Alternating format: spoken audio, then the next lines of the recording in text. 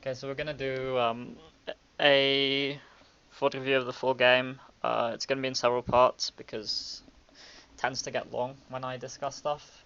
And yeah, so this is a pick ban. Starts out with the LeBlanc ban, which I think is just a generic ban. TSM does it quite a lot, and G2 does it as well. And against G2, it's very common as well. So I think it's just a generic ban. It's Um, somewhat of a generic ban in terms of pro play, because you either ban it or it's gonna get picked versus you, and when it comes down to top teams, it's kind of hard to not to LeBlanc not to be abused because she's really good in both laning phase and punishing mistakes, and in like mid to late game and split pushing and side lanes, she's able to beat most of the other mid laners in 1v1s in terms of side lanes, with a few exceptions. So the ban there is common. And then the next thing G2 does is they go for the Lulu ban. I'm gonna speed this up a little bit. TSM responds with the Fizz ban, which I think is another generic ban for top lane. I think both Haunter and Expect play it to some degree, and it's generally considered a strong pick at the moment. Um, And then G2 goes with Karma. So this is completely prioritizing the bans on Biofrost because this is like the majority of his champion pool basically gone. Well, the Fizz ban is somewhat of a expect target pick because the Fizz top lane came into EU first in this season, back again from like season 5, and it's used by both top laners, but it's more abused by expect. Plus, they denied the counter pick to like Cinder mid, since since AP Fizz is a counter pick generally used versus Syndra. And from what we can see from the Lulu Karma ban, we know that this is prioritized on Biofrost champion pool because he has about 15 games on both of the champions, and like 6 or less games on any other champion, meaning that he's gonna be at a less common area of his experience, and it kind of enables G2 to not worry about like losing longer trades and like getting out of like TSM getting out of Owens because of karma ults. Yeah, so obviously the Fizz ban is also, as you said, because of the Syndra, which is again is a big part of what Bjergsen plays. So the mid laners do have quite broad champion pools, but one thing I think you do see with TSM is they seem to focus on quite a narrow pool, and I've I think people have even gone as far as saying they've focused on a very narrow play style and they don't actually deviate much from that. So next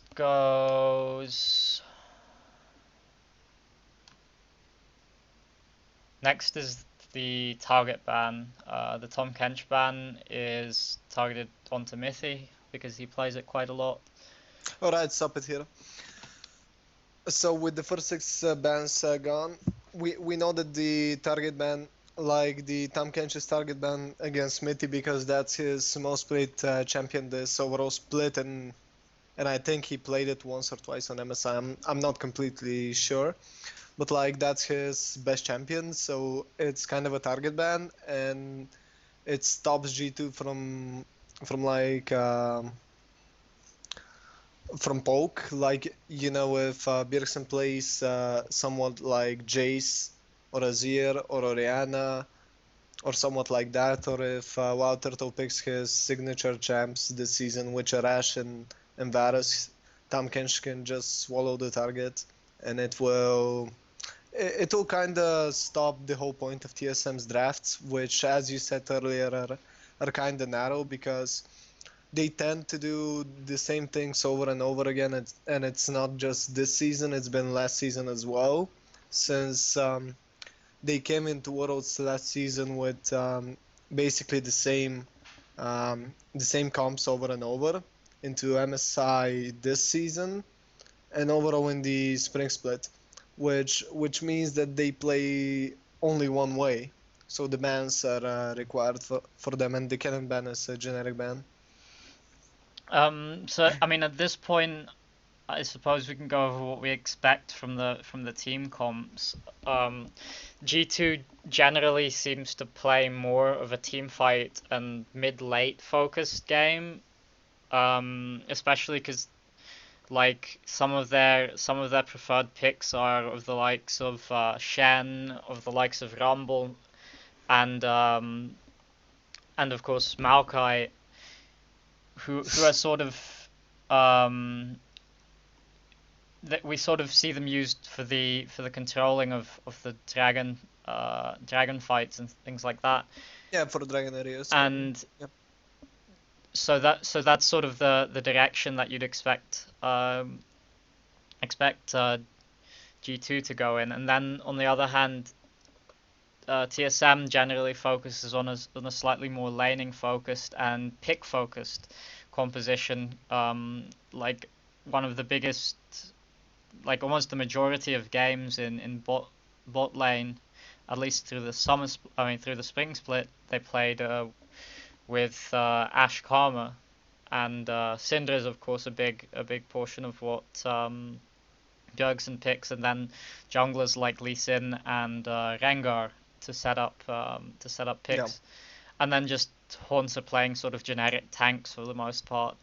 We And see a kind of bit of 1v1 top Camille, lanes. Camille, and yeah, other strong jeweler type top laners, but um, in general, it's not what the composition really revolves around. It revolves more around the bottom half of the map and the jungler. Well, Yeah, yeah, yeah. Go on.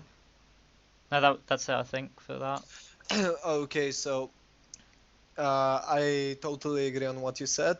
G2 is kind of striving for somewhat mid-late game comp because they've said in the interviews before how they're not actually working on their early game. They know that they have to go even in laning phase, and they will outplay the enemy by having mid and late game superiority in macro. While TSM is generally focused on getting advantages early on in the game, because NA games tend to go longer, but it's just because of kind of errors in mid late game. So G2 is kind of the best opponent TSM could face. Is like the worst opponent that TSM could face in terms of EU teams. So this game is probably going to be somewhat of a TSM having the early advantages of turrets, gold advantage, and overall item advantage in early mid to like 30-35 minutes if it prolongs as much. Yep. And then I think we can move on to the picks. Yeah. TSM opens with Ivan. I think. You can end it on the second pick of G2. Okay. Pardon me. Okay, stop. Yeah. So, good. Go on. You start with First. this one. Okay, so TSM generally provides the Ivern pick because, in my opinion, it's all about having the utility in the team, and Ivern provides that by providing shields and overall good skirmishes and team fights late with Daisy. And since Lulu and Karma are gone, he's more like the support jungle type, which is gonna be somewhat of the advantage because Bio is not allowed to play champions he's usually comforted with. So I expect him to play somewhat of a aggressive support. While the the enemy, aka G2, are picking kinda okay, particularly they're they're destroying the whole intent of TSM because while Turtle plays Ashe, Varus, and Caitlyn, And since Caitlyn is already, they take Caitlyn because this is one of his best AD carries, and Nunu is generally a counter pick to Ivern because he can smite consume Daisy and Daisy is gonna be down. So from what we can see here, they're kind of forcing Wild Turtle to pick either Varus or Ashe. And since it's an Ivern jungle, they can't actually opt into Ashe because he doesn't have a lot of damage. So an arrow to mid or top lane wouldn't be as efficient as if Svenskeren actually went if he went Lee Sin or Graves, which are his comfort picks, which kinda stops the meaning of why is Ivern even picked, as Lee Sin would be quite the better choice here. Yeah, I think y well, TS I think what G2 shows here by picking the Caitlyn Nunu is immediately they're just playing for late game. Caitlyn obviously has the better wave clear through the early mid game than the other options as far as AD carries go. And then she also obviously has the range advantage over the likes of Varus. So that means they can more comfortably stall out a game. And then the Nunu pick, as you said, it does counter the Ivern, but it's not it, showing much in terms of the direction of the comp. Apart from that, it's somewhat focusing around Sven. And then what happens next is TSM responds to this with hello. Okay. TSM responds to this with Zyra followed by what was it? I forget now. Zyra Varus. Um, here I don't agree with the Zyra pick first of all because when you're picking Caitlyn and to an extent when you're picking Nunu on top of Caitlyn, it's like you're not really expecting to be going in as a team. You're more sort of kiting out, and the other thing is that the obviously the range of Caitlyn plays against Zyra in both the laning phase and then when you're talking about fighting on neutral objectives, and generally like just the fact that this is sort of disengage poke, and you'd expect G2 to go for this sort of stalling out type game instead of fighting onto objectives, which is really where Zyra shines, is when you're engaging onto her. Okay, so I agree on that. Zyra Varus bot lane is not the best choice they could pick, but like the reasoning behind the Varus pick is generally because Varus is a skill matchup into Caitlyn, and that's his second most play. Like that's Wild Turtle's second most played champion, as well as Zyra is kinda a comfort pick since her laning is generally good, and it will actually stop G2 from picking a laning support here. So they're forcing them into picking a melee support of the likes of Braum or Tam Kench, since most range supports either get destroyed by Zyra or they're gonna be destroyed by Varus, since somewhat of a misfortune pick wouldn't be optimal into Varus, as well as there's TSM is still going the direction of utility AD carries, meaning that just from these picks that you see here, you can probably guess that TSM solo lanes are gonna be carry type-ish, as in they won't go for hyper tanks and they won't go for a scaling mid laner, which is kind of an error in TSM's drafting from only from the first three bans, from the first three picks. Hmm. Well, I think you also have to consider though that that TSM should be playing for the early game, so then picking sort of early dominant top and mid on top of sort of utility bot lane is alright, but why would you pick Zyra instead of the likes of You could potentially take Thresh, you could potentially take Nami, I think, in this situation would be quite good because it allows you a little bit more initiative when you're trying to force towers, when you're trying to force objectives, which is really what TSM want to do. They want to be able to close out this game before, before Caitlyn becomes relevant and before G2's advantage in macro can actually overcome the laning advantages that TSM is going to get. And of course, Ivan is quite a strong jungler, and so so it's not just the lanes that TSM can get advantages in. It's also if they pick strong laners, they can back Ivan up in controlling the jungle and through that deny G2 responses in terms of early game macro to when TSM is trying to force anything. Okay, so well, the Zyra pick is kind of suboptimal. It could have been either a Nami pick, as you said, or it could be somewhat of a Malzahar pick. I would agree that the Malzahar pick would be good here, since if he flash ults, Varus can follow with his Chain of Corruption CC, so they could provide a huge duration of particular target being stunned. So if Ivern comes, it's a secured kill.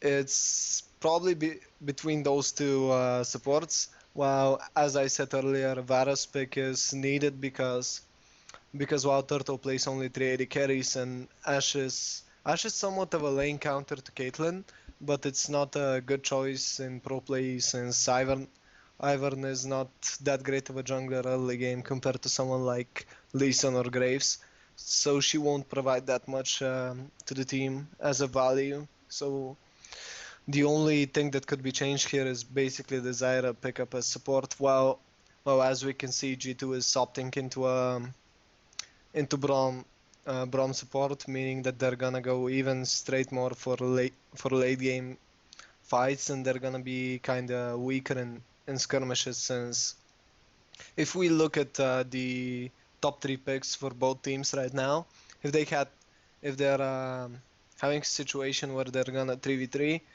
TSM would probably win in the early game of 6 to 8 minutes, since Zyra's damage is way too much for Trick to handle and Sven to handle. But that's about it. Hmm. And then moving in the second round of the drafts, you expect obviously the target some more sort of target bans onto Bjergsen and Bjergsen Hornser and Perks and Expect. The ones that go out are Galio, Fiora, Ari, and Syndra banned by TSM, which Stop it here. I think is kind of odd. But Galio, of course, is quite generic. Ari, I think, is also, you can say that's a generic ban. It's obviously a safe pick, but I don't think that it's a particularly high priority pick for TSM since they're already somewhat lacking in damage. Um, when it comes to Hmm. sort of mid late game, or well, even early mid game. And then if you want to take the TSM bans, you go for the TSM bans. Okay, so what I can correct you here, the Ari ban is not actually a generic ban. It's a target ban versus Bjergsen, because in this current MSI day he popped off in the latest game as Ari, and the ban versus Ari is generally to stop Ari from snowballing versus low mobility mage on mid lane, somewhat of the likes of Orianna or even Victor if he is to come here, because Victor is generally good into comps like G2s. While while the Ari ban is good, the Galio ban is a generic ban since he's been picked all around the tournament and he's really strong. And since we know that Expect hasn't played a single game of Galio, we know that he hasn't had practice, or we at least assume that he hasn't had practice with it. So he's banning it away from Haunter, who has shown he's actually good at the champion. While TSM's bans are kind of lackluster because the Fiora ban is actually Pan's mistake in the whole draft because Expect has played only one game of Fiora the whole his whole gaming career, and he hasn't played a single Fiora game in this season since he's a tank team orientated player. As well as the Syndra ban is kind of generic, yeah, but he's afraid of an like Bergson is afraid of an echo pickup later, or more like he's afraid of playing echo into G2 because right now G2 can pick. And the Syndra pickup is kind of good for G2 because they're gonna have stronger laning since you already know that bot lane is weak early, and you know that Jungle Nunu is not gonna be better than Ivern early game. Hmm.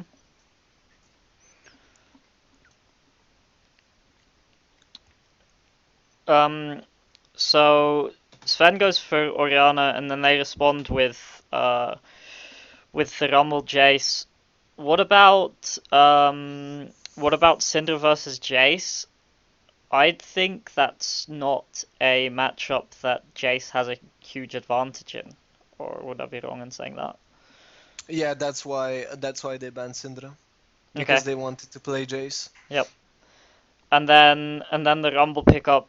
Um, I mean, these are obviously very very lane dominant picks, and that sort of again plays into the jungle dominance as well. And then sort of just TSM strong early game.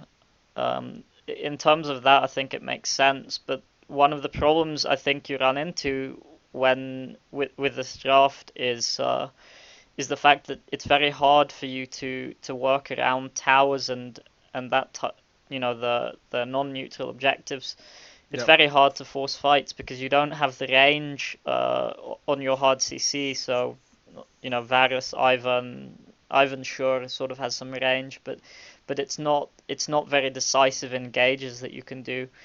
And we discussed some alternatives to this. For example, Rise and Camille, for example, which would allow you a huge like flexibility in terms of how you can force fights into this G2 comp. And when you consider that they've picked Caitlyn and Oriana, this is a very backline centered comp. There's the main damage sources and the key picks in this composition are in the back line. And when you look at TSM's draft, they don't actually have much to respond to the back line. Because Jace is relatively short range, and then Rumble is not really reliably going to be able to get on Caitlyn in a head-on team fight. Especially when you're considering the positioning of G2 around the tower and in a siege scenario. So that's, I think, the biggest weakness that this TSM draft has. Now, obviously, as I said, the laning dominance is huge here, especially the top half of the map, and then with G2 picking the Gragas afterwards, it's again G2 is focusing very much on the late game components of their composition. Well, I can agree on most of the part, as well as except the Camille Rise, you could actually opt into Rise Gragas, even if it's gonna be way too much magic damage. It's still gonna be alright because actually TSM has no tanks, so if it goes into later on, they're kind of screwed because they actually have no no defenses. Plus, the Rise pickup is generally better if you wanna assure that your early game dominance is gonna be better since if TSM wins and wins early game and gets one or two turrets on mid lane, they can opt into getting better side lane control since Rise Out is a really great tool for the whole usage of it, as well as I actually don't get why you would opt into the Jason to Oriana. Sure, you can shove her into her turret and you can probably kill her, but Rice would generally be better in terms of side lanes. He would be better in like skirmishes, and he would give you more chance of roaming abilities, as well as if G2's comp stayed like this and there was a Rice picked, there isn't a single person in G2's team that can battle Rice at 3 or 4 items. Yep. What do you think? Considering, say, a Rise, so as you said, the Rise and Gragas pick up by TSM, what would you expect as G2's response to that? It would be something of Shen standards, either Shen or Nautilus, Mhm. because Shen will win the side lanes at 3 items. I think I'm not entirely sure, but still, and it would stop the possibilities of like the early skirmishes, and it will deny the possibilities, since Stand United will help a lot on this if Expect doesn't have TP. Yep. And I mean, what about Camille into Gragas? Is that I'm not actually familiar on that matchup at all. Well, I can't actually discuss it because I haven't played it either, but thinking of it in terms of pressuring, I would say that Camille should be able to win it after a few ganks, and uh, as we can see from past games, TSM are mainly focusing on top lane, top mid. Like this is something usual, so we can expect a lot of ganks coming for TSM. So even if it's not a winning matchup, Camille is gonna get ahead in terms of ganking, since Strick is usually going for the farming style, and he's generally Nunu, so he can't really give good ganks. The only thing he can do is basically pressure the map with stealing camps from the enemy jungle and getting his jungle really fast. But that's about it. Mhm. I think that pretty much covers it for the pick ban. Yeah. Yep. So see you in part two.